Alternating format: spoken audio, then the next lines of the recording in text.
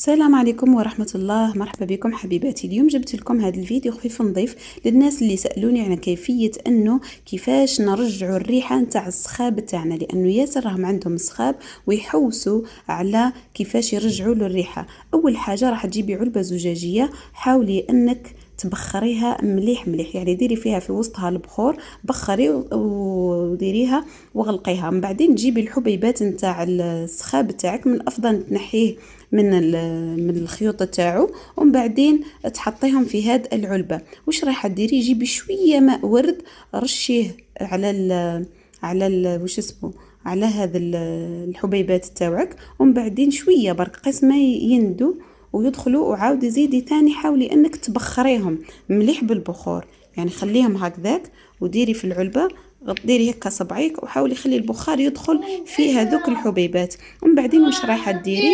رايحه تجيبي اي عطر عندك، اي عطر من العطور اللي موجوده عندك وتستخدميها نتيا. تحبي عطر رفدور، تحبي عطر العروسه، تحبي هادو هما خاصه اللي نخدموا به من البخور في ميناء.